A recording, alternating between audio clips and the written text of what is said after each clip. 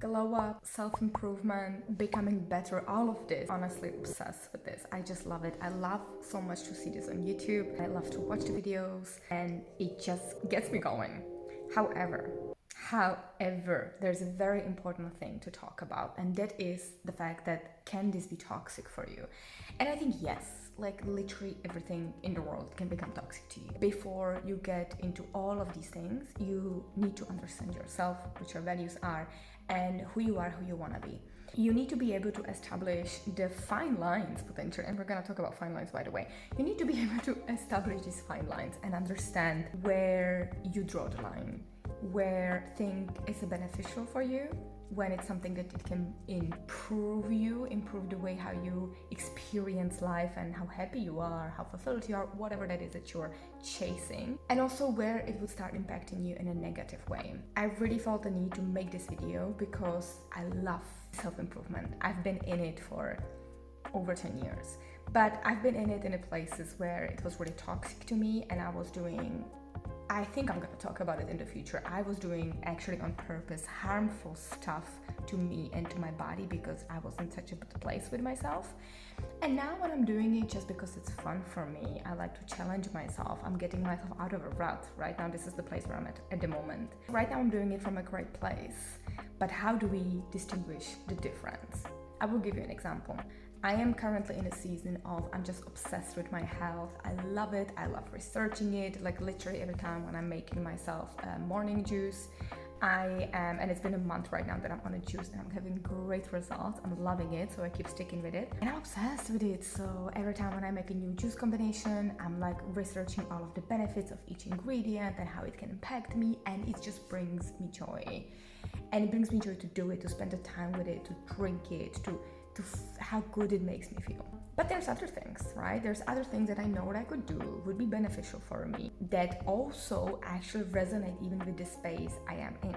I will give you a perfect example. I am in a hair care space. I own a tiny little small hair care brand, and I produce hair oil. Used to have in my mind the idea that I need to be perfect when it comes to hair care because now I'm in the industry.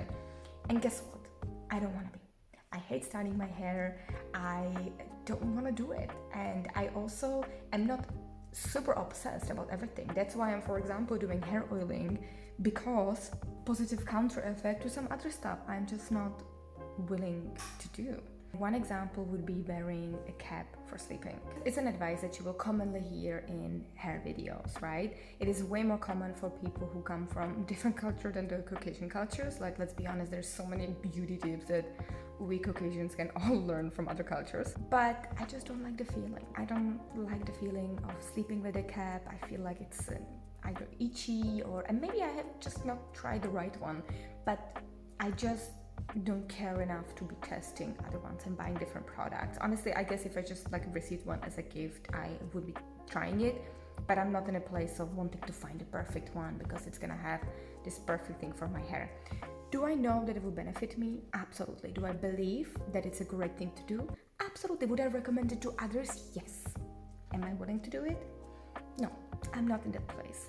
And therefore, today, because I couldn't find the right position to sleep, and by the way, I'm still in my pajama, apart from this was the way how I slept with my hair. I couldn't find the right position. I was turning in my bed like a helicopter. Guess what happened? I woke up with my hair looking like a broomstick, and because I have generally very healthy hair because of the way how I take care of them, it's not as bad as maybe someone else on a normal occasion, right? But this is what I mean by the obsessiveness. Because I'm so obsessed with taking care of my hair, I could take it too far, right? I could. But this is where I know that where my line is. For me, it's more important how I sleep. If I'm in a good place, especially because I had a lot of times when I really struggled with sleeping. So for me, getting the best sleep is the highest priority. If I woke up with a broomstick, I'm okay with that, even if eventually I need to cut that hair off because it's destroyed, because I value my sleep more. This is what I'm talking about. Like, you have to understand for yourself where you're at, whether it is in terms of hair care, skin care, overall beauty, building habits, whatever that is. Where are you at? I'm gonna give you one more example. Maybe you're gonna find that you might relate to one of those, or it could give you an idea how it can relate to you, these things. Sleeping on the back. I just cannot fall asleep most of the time unless I'm like dying while sleeping on my back. I need to turn either on my tummy actually, or to sleep on my right side. Two things I can give you a connection with. I've been told by hairdressers that they can see that I sleep on my right side. Why? Because the right side of my hair literally has like 1/3 less of hair than my left side. It is insane. I'd never realized that it's from sleeping on my side. Even when I make like 2 braids, this side of my hair is so much less dense and the hair are finer than on this side. The same with acne and potentially having fine lines. When you sleep, if you think about it, if you sleep like that, this is what you're causing, right? Like to your skin, and then you sleep like that for hours.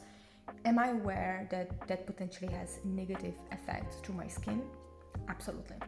But I'm willing to do juicing. I'm willing to take care more of my hair. I'm willing to change my pillowcase way more. I'm not willing to sleep in a different position yet. Maybe one day it's gonna come. Hey, maybe it will. But I just cannot fall asleep in a different way right now. And getting a good sleep is way more important to me than if I'm gonna have fine lines. And I even think that if I'm gonna get a better sleep, I'm less likely to have fine lines. So you need to learn for yourself how to find balance. Sometimes balance and discipline is going hard with yourself, and in other times it is actually turning off and turning maybe YouTube off, turning whatever off, and just finding a peace with yourself.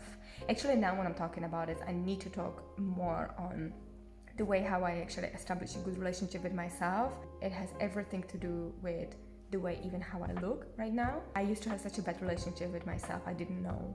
And there was one day that literally something happened, a mindset shift, and then without me doing anything, I lost like 15 kilos within 2 months, which I think 15 kilos in pounds, I think it's gonna be something like over 30 pounds in 2 months.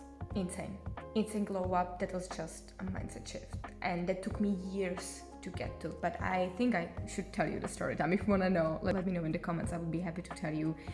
It was insane. Anyway, I hope all that I'm telling you right now makes sense. If you have any question, leave it in the comments. Don't forget to subscribe, because I'm planning to tell you more about all of these things. We will talk about all of this. Yeah, join me here, please.